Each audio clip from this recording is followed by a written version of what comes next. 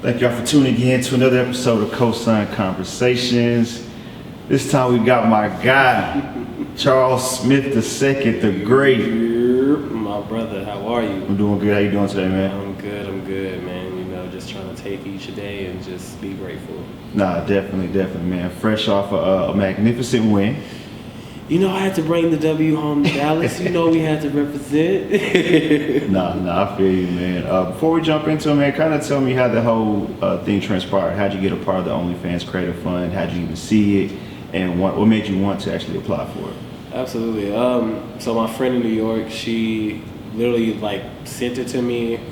She saw it somewhere, and I mean, she, like my friends, they all know I kind of have been through the Project Runway process and the Making the Cut process, and so when I saw this, I kind of almost didn't do it, just because the process is just those processes are so long and drawn out, and you know, between the application process, the video process, and then if you actually make it where they fly you to LA to meet, you know, the entire with all the producers and everything, and then you go through a psych evaluation.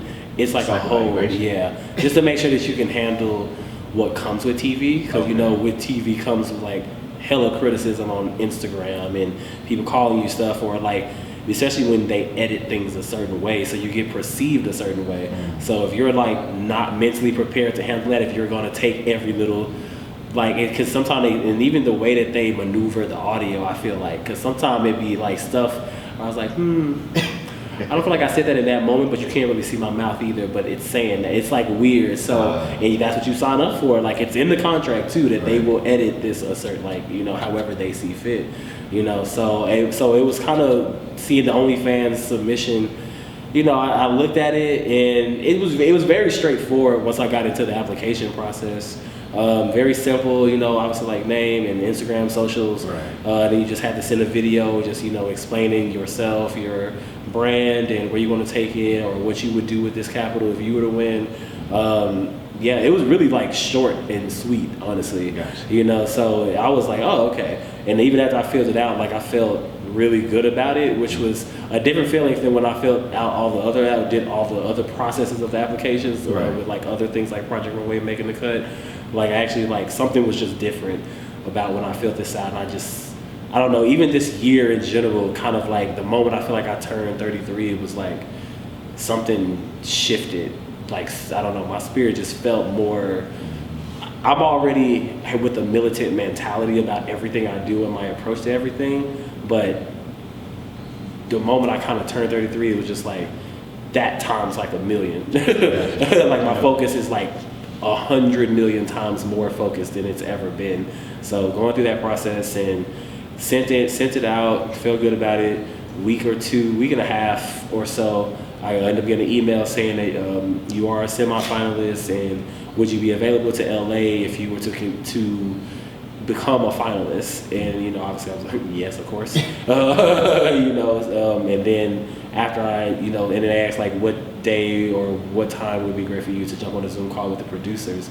And a week and a half later, I think after that too, then we end up actually not even a week and a half, probably a few days, the following week actually, end up talking and having a Zoom with two of the producers, Adam and Samantha, just so they can get a better, just a better sense of us, us as just a person, and you know, our story a little bit more, and just kind of understand where we were coming from, you know, where you're at now and where you're going. So did that part, and then had to wait to see if you become a finalist. And then a week after that, then I found out I was a finalist, and they said, congratulations, you were the top 9 finalists that's selected to be of this year's OnlyFans Creative Fund, and we'll be flying you out to LA, and you'll get details soon with your itinerary and all this stuff. So how many applicants were there? How many applicants were there? Applicants, so it was 9 finalists, right. But they were definitely it was thousands of people that applied for sure.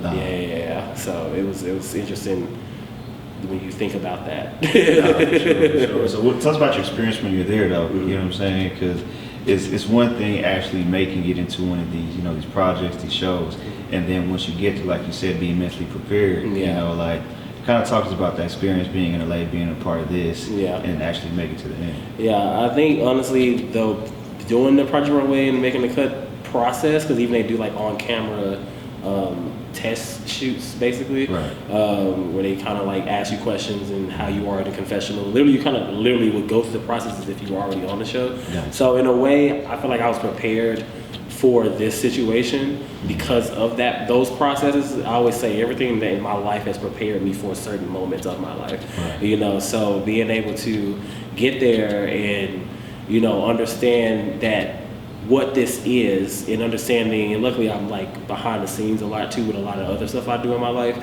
so I understand how to not don't let nobody produce you. No, it makes sense. You know, so it's like you have to control your situation, because they'll ask certain questions that you could easily trip up and say something out of pocket or out of your own character.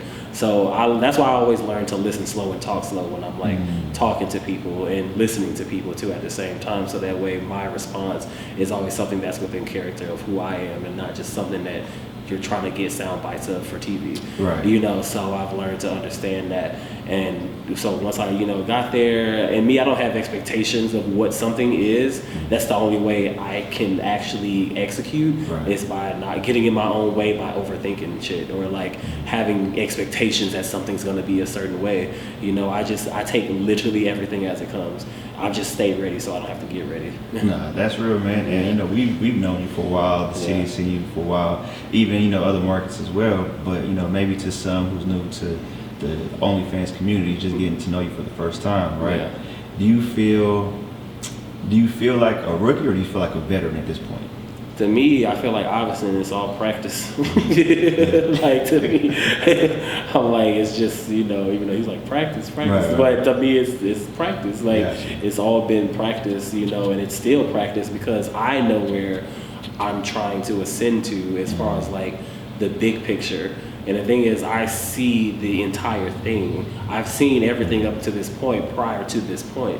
Gotcha. And I think the part is knowing your future for some people isn't the best for them because they don't have the discipline. You have to have the discipline even if you do see everything and every step and how to get there, but you have to stay a course. Gotcha. Because the moment that you start thinking that you can hit an easy button somewhere, that's when you get jammed up. Yeah. And that's how you play yourself. Nah. So, you know, I'm always about making sure that I just stay very focused and disciplined, and just making sure that I lead with love and just kindness with like any human interaction that I come into contact with. Because at the end of the day, when I speak, I just want people to be able to take something from what I'm saying and see the light within themselves, to believe in themselves. Because belief in yourself, trusting and the surrendering to the trust of the belief in yourself, Right. it can go a long way. But it is a process, obviously. It's a life-living process in itself, you know, because there's a lot of things that will prepare you for whatever that moment is for, you know, who in that time in your life. So, you know, I like to make sure that just every interaction with me is such a positive intention and leaves like just a positive mark with that experience or that moment. Because to me, I just want people to have the best quality of life for themselves and be uplifted. And if I can be a part of that, that's great. Gotcha. So you talk about like this is practice, you know, practice for you, man. Yeah. But you've been performing at a high level Yeah. for so long. You know, I remember, I want to say it was 2014 or 2015 when we did our first fashion show you was a part of, man, and that shit blew my mind. You know what I'm saying? That was still one of my funnest fashion shows, the co-sign show. Literally, I actually looked at that show, maybe like, I think like, I've looked at that show a few times this year, honestly, just because it was fun. Yeah. It was a fun show for me. Yeah, man, it blew my mind to see, you know, where you have grown to, and you know, the different shows you produce for yourself and that you've been a part of, man. And it's like everything you've done is at a high level. So it's like almost to the point. It's like, man, where do you go from here, right? Oh, the picture's so big. Oh, trust me. Like, because even right now, you know, I'm planning on doing the next collection. It's titled Phase 1. And I actually plan on taking over the Eyeball lawn this year, downtown Dallas, to do the fashion show. It'll be the first fashion show they've ever had actually in that space, because everything else has just been, you know, weddings and events and parties and stuff like that. So that's definitely the plan. And I was actually planning to do a show in New York in place of that, actually. So I had already been flying up to New York before the whole OnlyFans thing, going back and forth, just like planning the logistics and the location, and talking to my boy from Complex who was gonna like help me with just the set design for the show and things like that. So I was already kind of in motion. I don't stop. You know, I'm always like knowing like I need to keep going, like, you know, and I just like to understand that I know like I have to I know where I want to be, you know, so it's just, I'm trying to be a like household name, like some Chanel type stuff, but I also want to do it in Dallas though. I want to create that same infrastructure of a design house in Dallas and do it in Dallas, because I'm always, people are like, oh, like you can't do that or it's impossible or whatever the case may be, just because they don't see it.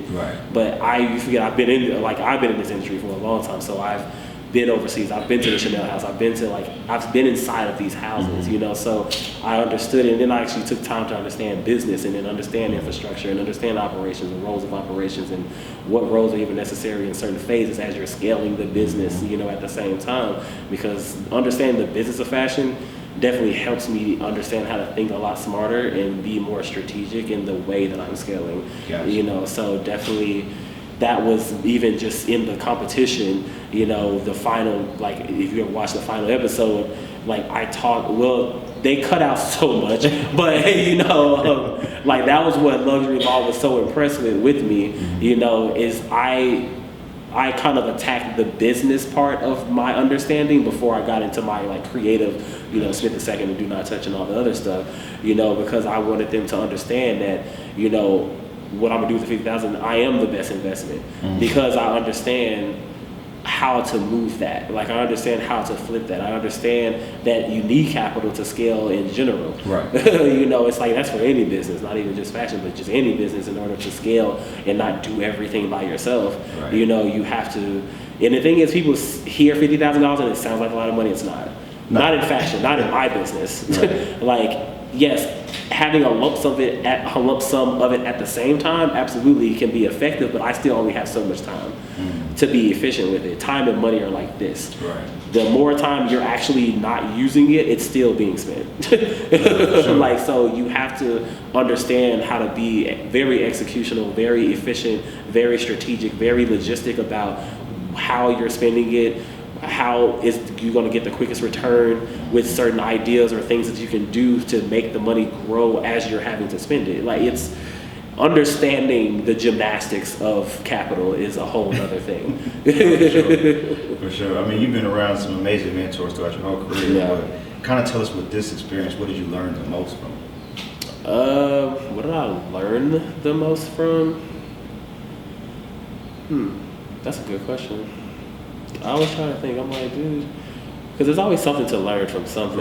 You know, certain things are more of a reminder for me than it is like. Now, the one thing I did learn from my mentor, because that's a part of the winning, is the mentorship with Rebecca Minkoff, was more of the understanding how I can use my do not touch concept in the NFT space. So because I was already trying to understand what that looks like for me, because people kept saying, oh, you need to do NFT, you need to do NFT, but I'm like, I don't know what that looks like for me, you know, so I'm like, it sounds good and it looks great and I know there's motherfuckers making money, but you know, I need to understand how that works in my infrastructure or in me as a designer and as a creative, you know, so talking to her about my already kind of like exploration into the NFT space, and then her already from listening to me talk about Do Not Touch and then bringing that together, and then I have friends actually that do like NFT like digital frames that you can actually put in a house, because that was my thing. I'm like, where does it go? So you're just buying this thing and it just exists on your computer. Like, I don't. So many iterations. You're about to spend $56 million for this thing that exists on your computer? That's stupid to me. You know, so I was like, I need to understand the concreteness of this. You know, so once you kind of really broke it down, then me understanding that, and then me having friends that also work with NFTs and, you know, design actual like digital frames where you can actually have the NFT displayed in your house and have obviously different NFT arts like going through the frames. And then obviously with me as a designer, I actually do have physical, tangible things that I can attach to tokenizing, you know, my do not touch in an NFT space.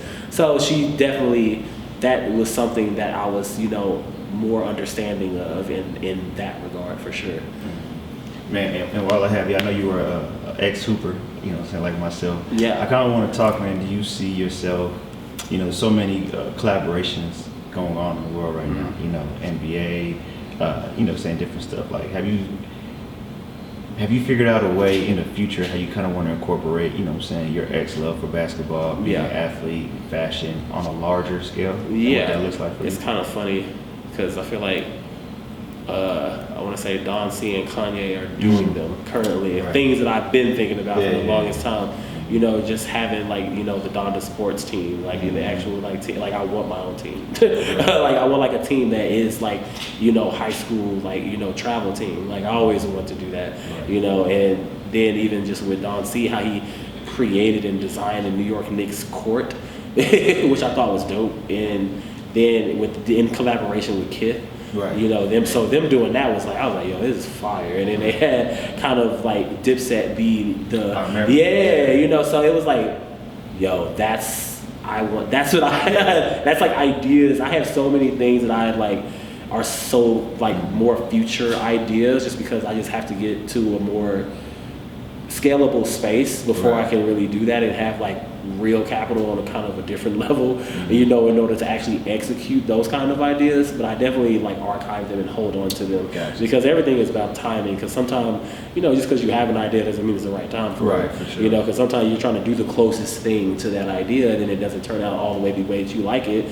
because it's half-assed, not because you're wanting it to be half-assed. It's just half-assed. Like, nah, for sure. But a lot about that too is culture and the culture around you, right? Yeah. And one thing I always said, man, is I've had great ideas, but I love the city. I know you love the city, but is the city the perfect place for it? Because what I mean by that is, you know, New York and Chicago are so adaptive to ideas like that, right? Yeah. I don't see right now, I don't see Dallas Mavericks being, you know what I'm saying, accepted to something like that because I feel like they don't really include a lot of culture of the city within the organization. I know they're trying from like little aspects, but I feel like there's so many creatives that they can do, you know, huger collaborations and really take it to the next level and get the, you know, the team involved. But I mean, it would be great if, you know, where we're at right now, Dallas would be, you know, open.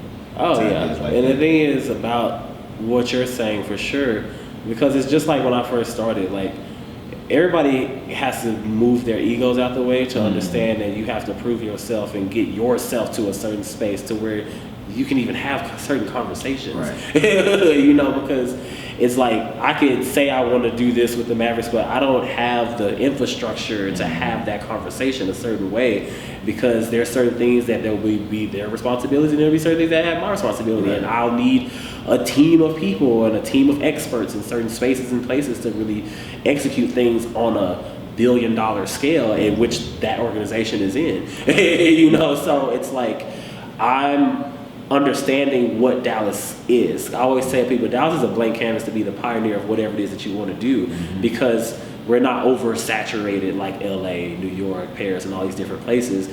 But, you know, yes, New York has an understanding of industries, especially entertainment and, you know, in design and sports and all these different things. In Paris, same thing. They have an understanding of industry and fashion. Obviously, that's like the mecca of where it starts, you know, for sure. At least one of them between that one and New York, you know. So in like LA with like music and acting and, you know, so obviously certain cities already have the infrastructure.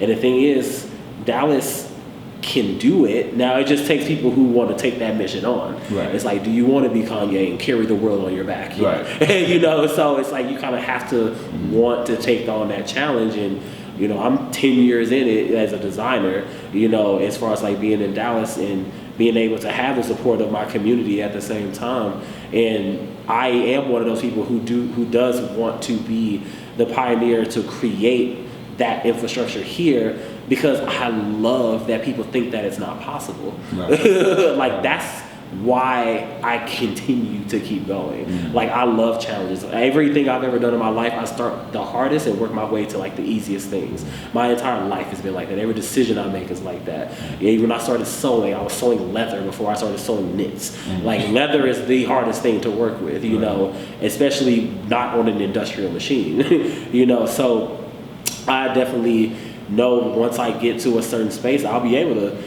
approach, you know, the Mavericks about certain things that in that creative space. And the thing is, certain people don't even know what they want until you show them. You know, and once you bring, because that's what it was with me when I even started. Like, it was like people would say, how do you do high fashion being in Dallas? And I'm like, when you show people what to want, then they know what to want. It was just the fact that no one, as far as like the way I do my high fashion in that regard, being in Dallas, like I don't feel like I'm competing with nobody. I feel like I'm in my own lane. And at the same time, I can be in my own lane and still support other people in their lane too. Like I don't feel like I have to like be selfish or not be, because the next thing I even want to do while doing a whole runway show that I'm planning, like I want to do another like lecture where I have like certain friends of mine that are in the industries and part in this fashion industry, but the different sectors of it, and just give people information. Because you don't even know what to want when you don't know what to look for. You don't know what titles are. You don't know you just don't have the information to know what to search for. You know, so, you know, and just understanding certain words, you know, so it's just, I just want people to have the information so they can, because it just sparks something. You know when you learn something new, and you get a new piece of like information, and it unlocks something else in your mind that was always there, but you needed to know this one word or this one thing to know what to research and what to Google, and you know, and even to know it even existed. You know, and I feel like when you have that, it does open the mind, you know, and that's always my mission in general, is to just make sure that people minds are being, you know, challenged, but also like opened up, so they can also, like I say, see the light within themselves. Because some people just don't believe that certain things are possible, because either they don't see themselves represented in certain things or certain places and spaces, you know, or it's just not their environment that they're raised in. So, you know, I got friends in South Dallas that I've invited them to my shows and they don't ever come. You know, and they're like right there, but when they are proud of me and see what I'm doing, you know, but certain things are just uncomfortable with certain people, you know, just because it's not familiar to them. You know, so I just want people to be able to like just have the information and just do with it what you feel like works for whatever you're trying to pursue. But it's like, I know I can just do my part by just paying it forward in an informative way, you know, and even with my show that I'm doing, because, you know, I went through this OnlyFans Creative Fund process and was awarded money, and we know what resources and capital can do for any business, emerging or like already established, that it helps you do more and get the vision out and get your plan that you've had or been dreaming of. It just gets it more to the forefront, you know, for people to experience, you know, and be inspired by and be moved by. So with my show, I do plan on doing like a pay it forward prize fund, where I pick, you know, like another designer that's local and award them money so they can keep going. That's dope, man. So you talk about paying it forward. What type of like imagination or grit or attributes do you feel like designers should have up and coming, right? Because you know this shit isn't easy. You know what I'm saying? So like, what do you feel like how they have to be built to go do this? That's a good way to put it. How you got to be built. Like, that's a perfect way to put it. You do definitely have to. You have to be willing to. And it's so funny. Somebody told me this like a long time ago, and I literally like got it tatted on me. Just like be motivated and dedicated, and be willing to make the necessary sacrifices in order to gain success, because the sacrifices you make come in different forms. You know, the sacrifices come in a lot of your personal life that you have to put to the side. You know, family reunions, you know, even some things that some people don't even want to admit, that they have to bury that until you get to a space, you know, and just not going out all the time, and you know, it's just, there's certain sacrifices you have to like, it's like selling your soul to yourself. You know, it really is like, it's a commitment, it's a marriage to your craft, if you really want it. It depends on how bad you want it, because not everybody's willing to make those necessary sacrifices or those late nights, you know, staying up. Like, some people just ain't got it in them to stay up until it's done. You know, some people will be like, I'll do it tomorrow. I'm like, no, Who knows what's gonna happen tomorrow? Who knows what opportunity might present itself tomorrow? But because you did it tomorrow, it's just it ain't ready, and now you gotta rush tomorrow. So it's just like you have to just be able to want to just be very efficient in the way that you move through life, and then through the craft of what you do. And I think just being very honorable and like loyal, and just you can't betray your gift if you have it. Like I'm a firm believer. Like I'm very superstitious with that sometimes. Like I feel guilty like if I'm not like working, right. Or I'm not thinking about it, or if I'm just like taking some time off. But I've also learned to give myself some grace about enjoying your life too at the same time. Right. Like, don't get me wrong, I don't know how to vacation. I don't take vacations. I don't do that. But but it's like I think I find my way of doing that. Like me, like being with my girl. To me, that's vacation when I'm just chilling with her. Like that's cool for me, and then I get back to work. Gotcha, man. So this is called cosign, bro. So we had to speak on the cosign, right? So you've been co-signed for some of the best all over the world, right? Yeah. And then especially with this creative fund through OnlyFans, you've been co-signed by celebrity stylists, designers, etc. I want to kind of talk about like how this whole platform that you have that OnlyFans is giving you, how does that impact you as far as a co-sign, right? So like you've already been co-signed, but like what kind of additional impact do you see growing from this opportunity? Absolutely. I feel like Luxury Law's statement that he made in the judging was like the biggest co-sign. Like that was such a huge statement as far as like him saying that the reason he felt like I deserved it is because he believed in me and my understanding of that he would trust that I would be a good investment of understanding how to spend the $50,000 and not just, take it. And because he already understands I'm at a certain level where like, I know certain things and like, we don't have to talk about that, like creativity, all that type of shit. No, we know that. Yeah. But when it comes to like the business, it's like he understands that I know how to think in a very strategic way, in a very logistic way. So for him to say what he said, and that's documented, especially because cosigns are respected because they're coming from people that people respect. So him saying what he said, he's first of all the stylist of the year in like the world, in the high fashion arena. So people trust what he says. Like if he says this person is great, they're going to believe he's great. Like they don't even have to question it because of who it's coming from and who's co-signing it. So I believe for me that right there was definitely just that. And like I said, I told you the money was cool, but that co-sign, that's like invaluable. Like like seriously. So I was like, that's the part that really like hit me, especially why I even cried. When I won, it was just about, like I said, me expressing myself. That's for me. All like press and all these other things that come with it, the accolades and the recognition, that's not for me. That's for people. If you think about that, like people need that for them to believe that you're a real thing. They need that they need to see that cosign, or see that it's in cosign, or to see that it's in Vogue, or in the, when people see that, then it's like, oh, now I believe him. And that's the game. And I'm not even knocking that because that's what this is, and that's why those things and awards and accolades and recommendations and cosigns and, that's why those things they do have weight, because people, it's like a certification of authentication type of thing. Like, oh, this is real. So yeah, the cosign is real. No, that's what's up, man. And this is Cosign Conversations. Before we head out, I just wanted you to take the time out to give us one quote that you live by, man, so we can leave people with some type of positivity.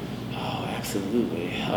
For me, a small quote that I live by, I always say, enlightening the understanding by the sun of reason, which will dispel the clouds of superstition and prejudice. That means be enlightened, open up your mind, have conversations with yourself, have conversations, surrender to the universe, surrender to the trust of the universe, because you as a human being can only control so much.